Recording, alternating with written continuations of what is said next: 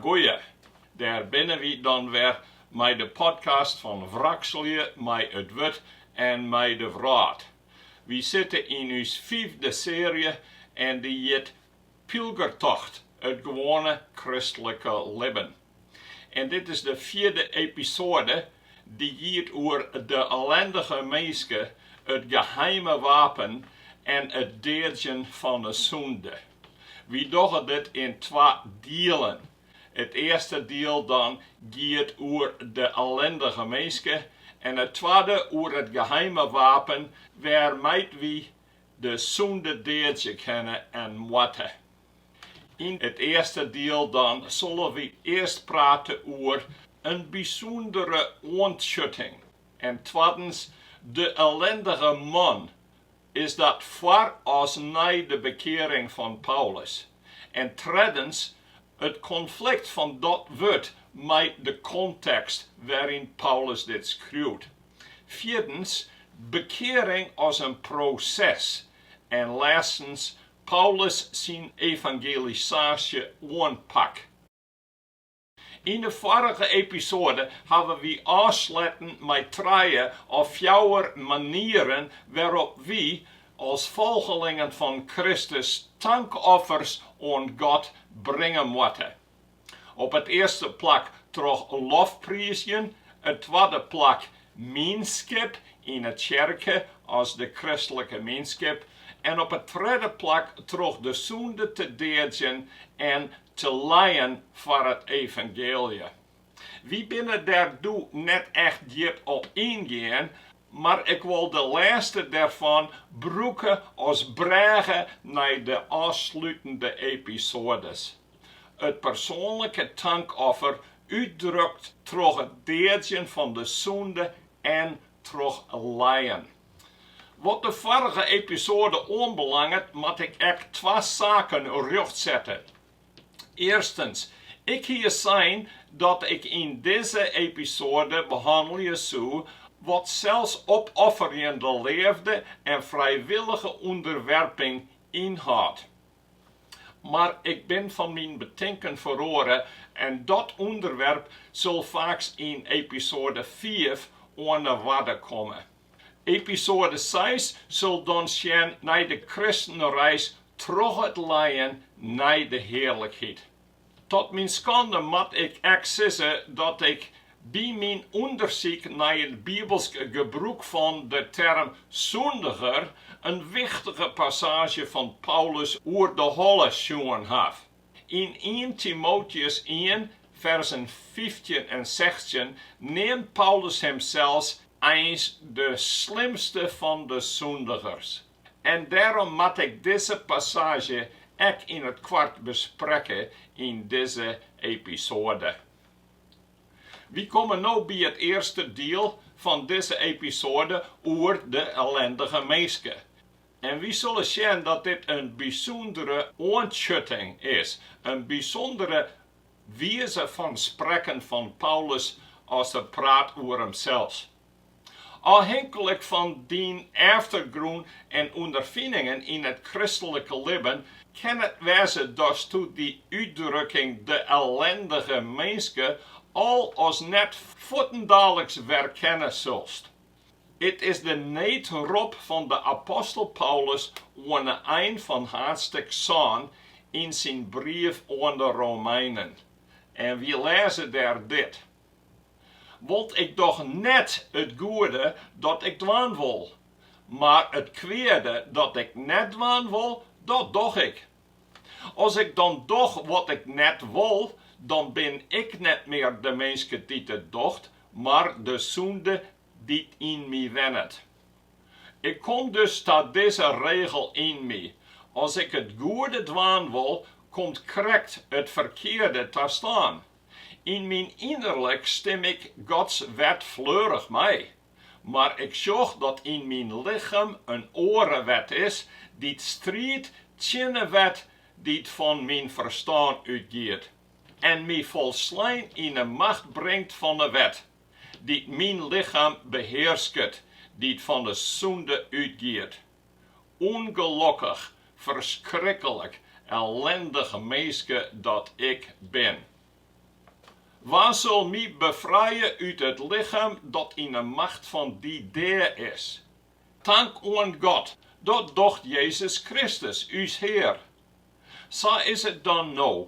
Zelfs tjinje ik mij het verstaan Gods wet, maar mij mijn verdoen aard de wet van de Sûnde. Direct na die uitspraak oor uw enige troost behandelt de Heidelbergse catechismus het onderwerp van uw ellende. En daar lezen we als vraag: waaruit kennst u die ellende? En het antwoord is: uit de wet van God. Een ellendig persoon is een die in een jammerdeerlijke als treurige staat is. Een hopeloos geval. Doch zei Paulus direct daarna dat hij eens net meer hopeloos is. Om ter verlossing is in Jezus Christus. Het is daarom al vreemd dat Paulus, zelfs met de kennis en troost van die verlossing, hem zelfs nog altijd zocht als een ellendig persoon, een ellindige Minske. Het is echt een bijzondere en eigenaardige vorm van apostolische zelfsbeoordeling. Zelfs binnen de directe context van Paulus zijn schreeuwen. Want eerder in hetzelfde hoofdstuk zegt dit, versen 5 en 6. Doet wie neffens uw menselijke aard libben? Doe. Werken in uw lichaam de zondige hartstochten die de wet oproepen hier, en die joegen vrucht voor de dêr. Maar nou binnen wie bevrijd van de wet. Nou binnen wie bevrijd van de wet. Want wie binnen stoorn voor wat u's eerst in de macht hier. En nou tjenje wie God in de nieuwe bedeling van de geest. En net meer in de orde van de schreeuwende wet. Het lijkt dus duidelijk dat Paulus hier een tegenstelling zocht tussen doe en no. Doe de wet en de schriftelijke koorden en no de Heilige Geest. Doe het libben in het vlees en no het libben in de geest. Doe het libben in de slavernij en no vrij van de wet. Doe zondige begeerten aan het werk, leidend tot de dêr. En no terug de Heilige Geest, wie worden leiden naar het libben. Als Paulus nou net langer boen is aan de heerschappij van het vlees en de zonde, waarom zocht er hem zelfs dan nog altijd als volslijn in de macht van de wet die mijn lichaam beheerscht, die van de zonde uitgeeft? Hier Paulus net correct schreeuwen dat er bevrijd is van de zonde? Want joch, in het vorige hoofdstuk zei er al: maar dank aan God, want jemme hebben jeder slaven van de zonde west, maar nou hebben jem van herten deeljoen onder de leer, likos die jemme oerleveren is, jemme binnen bevrijd van de zonde, en nou slaven van de gerechtigheid worden. De ellendige man, voor of na de bekering? Of is dit eens de juiste vraag? Maar het erg op het conflict dat duidelijk is in Paulus' zijn beoordeling, kunnen makkelijk beweren dat hij in deze passage Wêrom zocht naar zijn verliezen tijd. Dat is voor zijn beruchte moording op weg naar de stad van Damascus. Paulus hier een fariseer was. Een Jood die tegentrok weer met de Mosaïsche wet. Voor zijn bekering wie hij grutsk op zijn nijlibben van de wet. In Filippiërs 3 vers 6 beschrijft hij zijn prestaties als fariseer met deze woorden. Ik zou mij oors ex gewoon op die uiterlijke dingen beroepen kennen. Als een oor meent dat er hem daarop beroepen kan, dan ik nog heel te meer. Ik ben doet ik een wieke oud wie besnien. Ik ben een Israëliet van kom af uit de stam van Benjamin. Een Hebreeër op en uit, in het navolgen van de wet een Fariseer. Ja, ik wie zo voel dat ik vervolge de kerken. In het wettisch nakomen van de geboden wie ik zonder lek of brek. Maar wat du winst voor mij wie, zul ik nou om Christus wil als verlies. Ja, nog sterker, ik zul alles als verlies, want het kennen van Christus Jezus, mijn Heer, giet alles te boppen. Om hem reken je ik alles als verlies. En het is voor mij onrond als ik Christus maar winnen mij en in hem burgen wijze mij. Hij jouwt hem zelfs, vaditeert een puur best rapport. Dochs doet er Christus en de heil allinnig troch het leeuwen kennen leert hier, squadde hij zijn oude rapport aangaande zijn nijlibben van de wet, want hij zegt nou zijn jerdere verdiensten als weer de lees. Zocht er dan waarom op dat varige libben onder de wet, als er zijt een ellendig menske, dat ben ik? Nee, hij zijt net een ellendig menske wie ik. Ik denk net dat hij bedoelde te zeggen, ik wie een ellendig menske, omdat ik de wet net goed genoeg nalibbe. Nee, hij wie volslijn op het doelen.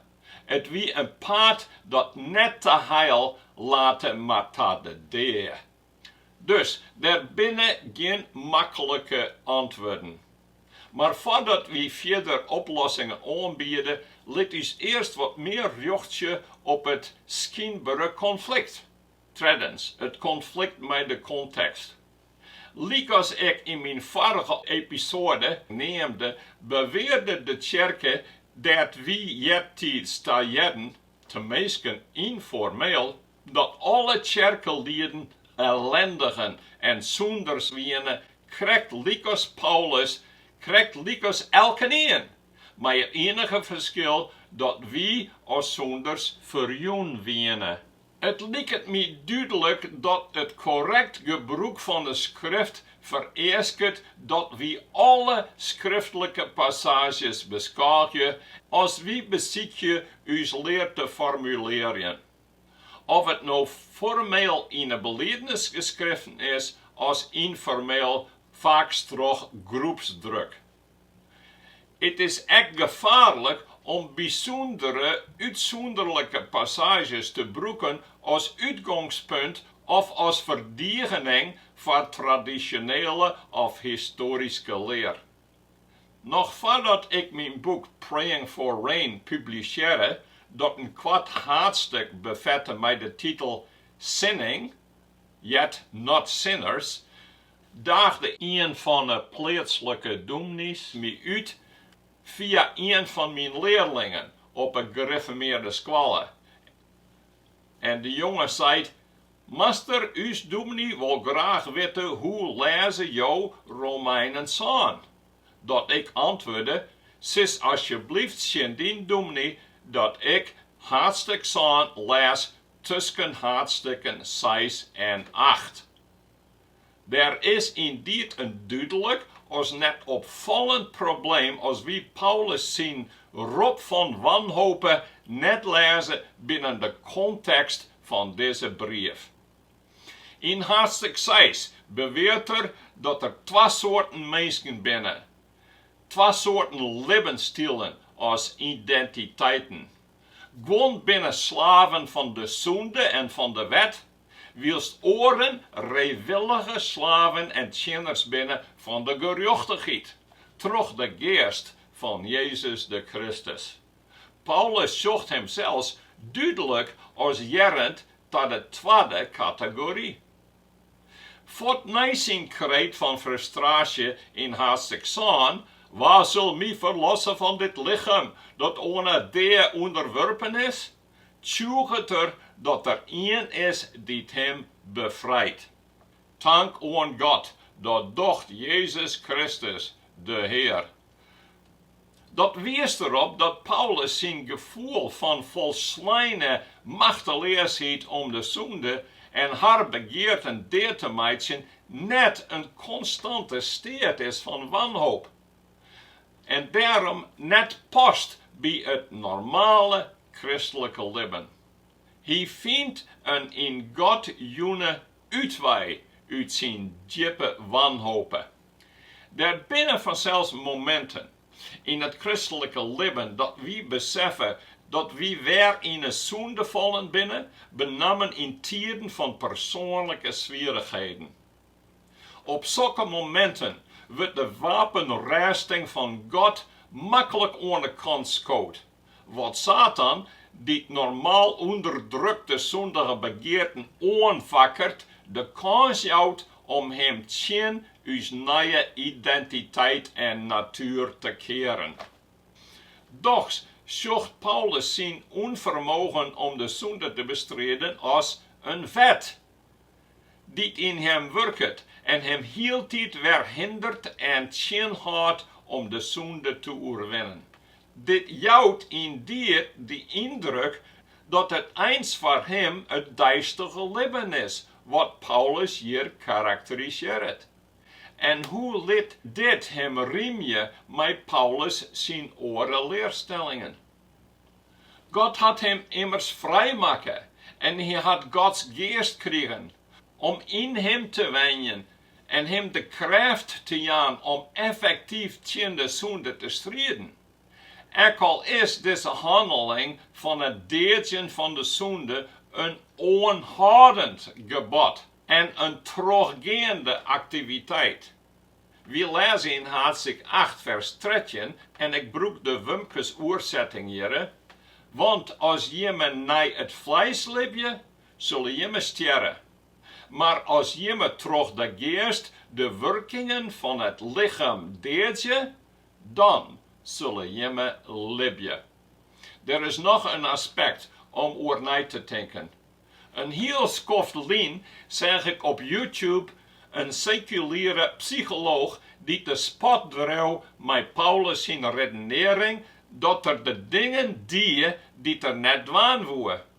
Het is ommers uw eigen kar op het moment dat wie zonde hier net weer. Ja, eens hier er wel een punt.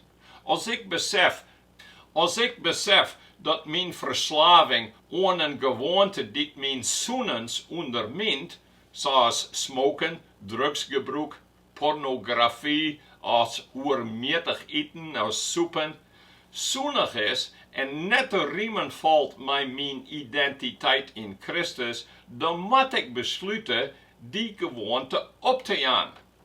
Paulus zei, daarom broeren, binnen wie schuldners, net naar het vlees om naar het vlees te leven, want als iemand naar het vlees leeft, zullen iemand sterven. Maar als iemand terug de geest de werkingen van het lichaam deedje, dan zullen iemand leven.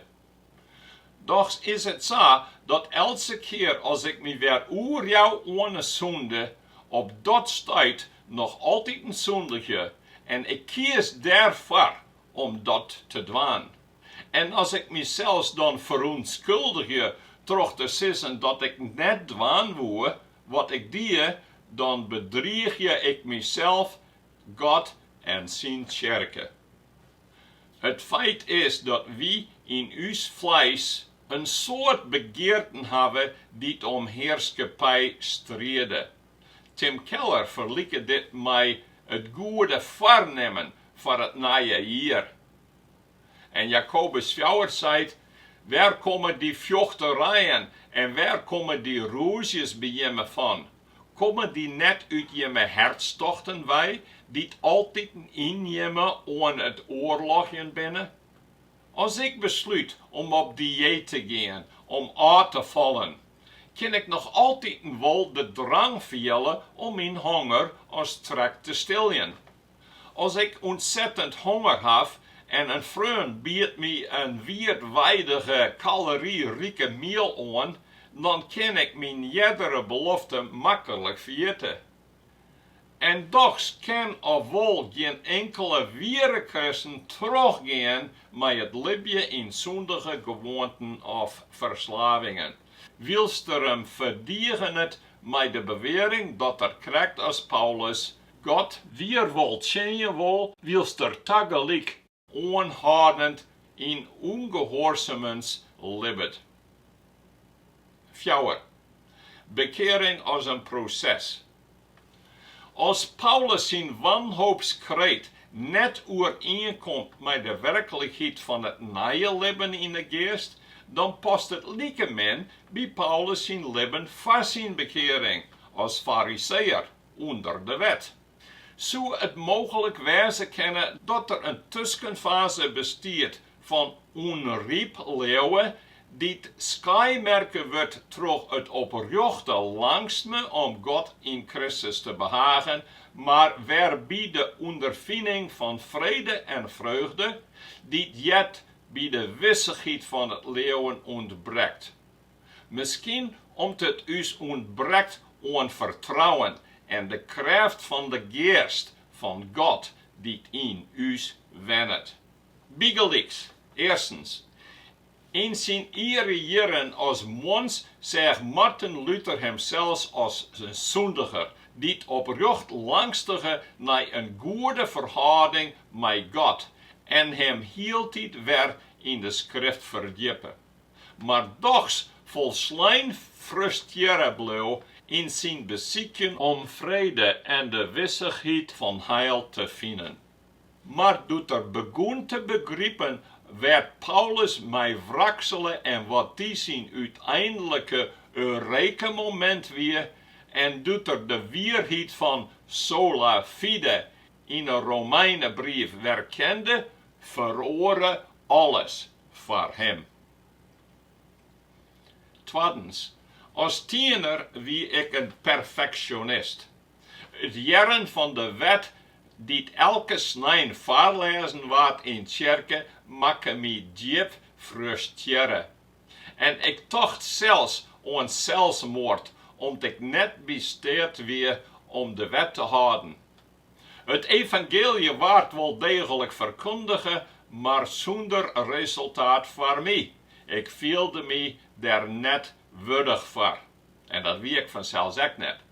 Doet ik mijn grote frustratie eens aan mijn ouderlingen uitsprutsen, lijken ze mijn strijd met de Sûnde net serieus te nemen. Ze bieden mij een vlugge weg naar verjouwing aan, met de troost dat we alle jaren zonders binnen. Ze winnen ervan overtuigen dat ik een christen weer. Maar achteraf zien ben ik het daar net mee eens. Tenminste net ont ik vrede vond door het begrijpen van het ware evangelie. Tweedens, zoals ik al eerder neemde binnen de leden in gewoon gereformeerde kerken, die heel tijd werd twijfelje of ze voor de redding uitkezen binnen. Ze hebben God en zijn wet en zijn kerken lief en Yeshua haarzelfs als zonders, doch ook al beseffen ze dat ze voor haar redding volslijn afhankelijk zijn van Gods genade, kunnen ja jarenlang wrakselen zonder de wissigheid van het leven. Vierdens. In Bunjens in Pylgerreizen zoeken we verschillende wichtige keerpunten. Eerst het wens en dan het besluit om de staat van vernietiging te verlitten. Daarna bij de poorten der goede wil hem uitnodigt om het smelle pad naar de hemelse staat in te gaan als een pilger met de naam Christen. Maar pas later bij het kruis valt de last van de zonde en schuld van hem af. En dan aan het eind vanzelfs als er bij de staat van de eeuwigheid aankomt en inlitten wordt. Vijftens. En zocht naar Markus 8. Dit is nieuwsgierig. Ze kwamen in Bestride. Doet ze daar een blinde man bij hem brachten, dat is bij Jezus, en vregen of er hem onreidje woe, kregen er de blinde bij de hand. bracht hem boeten de woorden, spuide hem op de eigen, lei hem de handen op en die hem de vraag, zocht u al wat? De man zag op en zei, ik zocht de meisken. Ik zocht ze als bjemmen omrennen. Jezus lei hem nog eens de handen op de eigen en doe zeg het duidelijk. Hij wie weer beter en koe alles van 4a zien. Jezus liet hem naar huis te gaan, maar zei net de woorden in.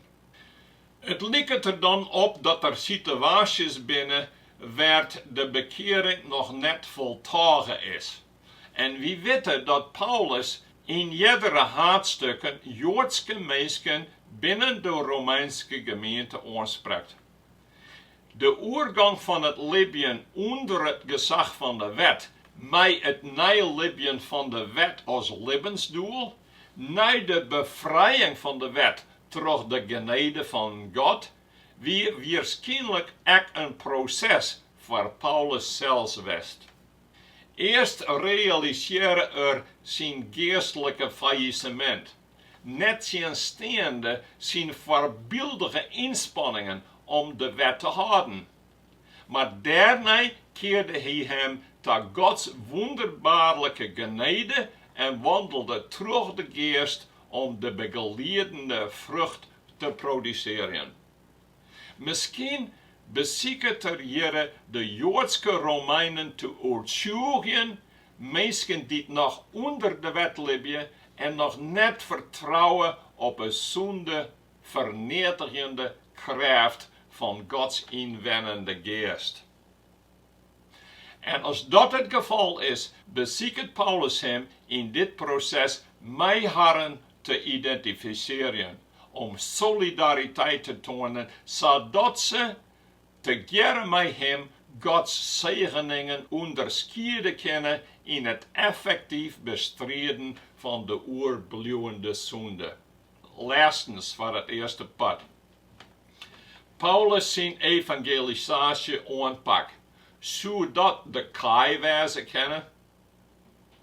Paulus zelfs kan het geheim walrus ontsluieren in 1 Corinthiërs 9.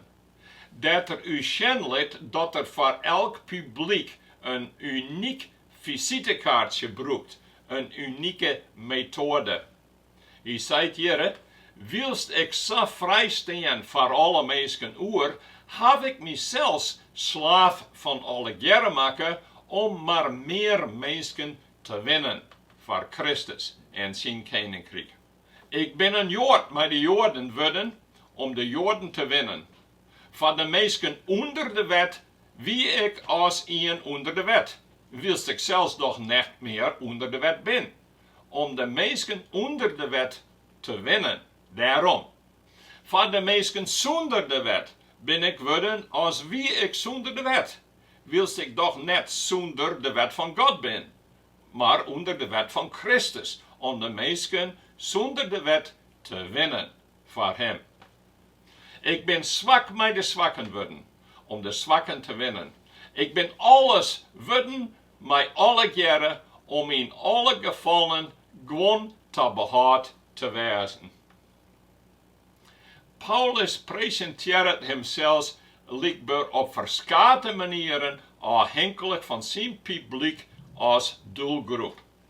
Hoewel zijn primaire roeping is om een tjener van Christus te wezen en de duidelijke waarheid te spreken, ziet hij hem in zijn dienst aan het evangelie mensen uit allerhande verschillende achtergronden te winnen.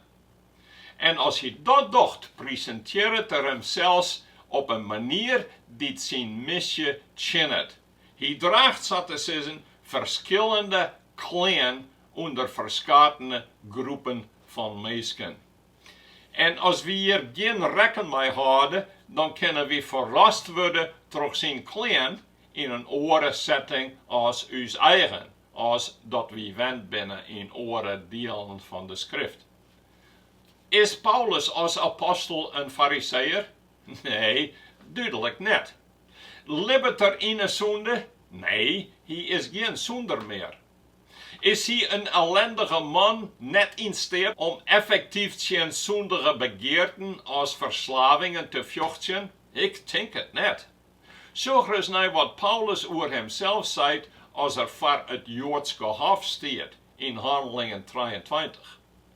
Omdat Paulus wel wist dat een part van de lui bij de Sadduceërs werden en een part bij de Farizeeërs, raper in de reeds mannen broeren, ik ben een Farizeeër en ik kom uit een familie van Farizeeërs. Om de hoop op een opstanding van de dêryn steen ik voor de rechter. Is de bekeerde Paulus weer een Farizeeër? Is hij weer een superzondiger? In zijn eerste pastorale brief aan Timotheus, in vers 13, schreeuwt hij dat hij jeder een zonder weer. En al hieder hemzelf als heilige man beschouwen, voordat Gods wonderbaarlijke genade kennenleerde. We lezen hier, Christus Jezus, uw Heer, ben ik dankbaar. Hij had mij kracht doen, betrouwen in mij stelt en mij bij hem in het dienst genomen. Al heb ik hem eertijds lasteren en al heb ik een vervolger en een vreden hond west, maar mij mocht barmhartigheid barren, omdat ik, onleeuwig als ik weer, net wist wat ik deed. Ja, de genade van uw Heer is mij in oervloed jong, en daar mij leeuwen en leefde in een meenschap met Christus Jezus. Dit is een weerwoord en volslijn onnemelijk. Christus Jezus is in de wereld komen om zonders te behouden. En daar ben ik de grootste van. Maar daarom krijgt, mocht mij barmhartigheid barren, dat Christus Jezus in mij als eerste zijn hele langmoedige schijn laten zien. Ik moest ommers een voorbeeld worden voor harren die in de toekomst in hem leven zullen en zodoende eeuwig leven winnen. Waarom zei Paulus dat de slimste zondiger is? We lezen dit in vers 16. Om een voorbeeld te wezen voor diegenen die zondigers winnen en die Paulus, als Christus, redden wil. En daarom presenteert hij hemzelf als de slimste zondiger, zodat niemand tot de conclusie komen kan dat er geen help en geen verlossing voor hem bestaan kan. De situatie is blijkbaar zo. In 1 Timotheus 1 neemt Paulus hemzelf een superzondiger om aansluiting te vinden bij zondigers en harren voor Christus te winnen. Like goed neemt Paulus hemzelf in Handelingen 23 een superfariseërs om zo de fariseërs in de rechtszaal aan te spreken en te overtuigen. En waarschijnlijk spreekt er zo op dezelfde wijze in de Romeinen aan, waarbij er hem richtert op een Joden in de kerken van Rome, die nog altijd onder de wet van Mozes libben, toch hemzelf als een van haren te identificeren. Zodat we jederal opmerken hebben, richtert Paulus hem in Romeinen 2:4 op Joodse Romeinen, die sterke richten blijven op de wet van Mozes, zo'n de centrale rol daarvan in harren, verboen en eredienst. Als mensen vertrouwen op het nijlibben van de wet of het tjenen van God door harren goede dieren, leidt dat te grutskens of te wanhopen. Paulus helpt harren grutskens onderuit in de hoofdstukken 2 en 3. En nu gaat er in op wanhopen. Zodat we zien hebben wie Saulus, de jedere Paulus, eertijds grutsk, maar nadat er dat valse zelfvertrouwen van hem afskodde hier, moest de wanhopen overwinnen die het verbonden is met de strijd tegen de zonde op eigen kracht. En hij leerde dat dit een derde wij is in de strijd tegen de onhoudende Sûnde. Uit zijn als wie uw rechtje op uw kruisige Christus. En zijn wonderlijke genade en de kracht van de Heilige Geest. Zodat we net wanhopig hoegen te rijden over uw eigen tekortkomingen. Paulus richtet hem tot de Joden in de kerken van Rome en hij beziekt hem daarom met Herren te identificeren. En wils der Herren spreekt binnen de context van de oude wet, biedt der Herren tot conclusie dat zonder de Heilige Geest nimmer effectief tegen de Sûnde strijden kan. En dan op dit oergangsmoment van wet naar geest onder deze nieuwe heerschappij slaakt er de kreet van wanhoop, voordat er wist op de enigste manier om de Sûnde weer te deadzjen. God had ons een geheim wapen gegeven. Als christenen hebben wij de Heilige Geest, die libbet in ons herten. En daarmee hebben wij een geheim wapen gekregen om effektyf uw Sûnde te bestrijden en te deadzjen. En daar zullen we het over hebben in het tweede deel van deze episode. As the mountains surround Jerusalem, so the Lord will surround his people, and the scepter of wicked men shall not remain over the land.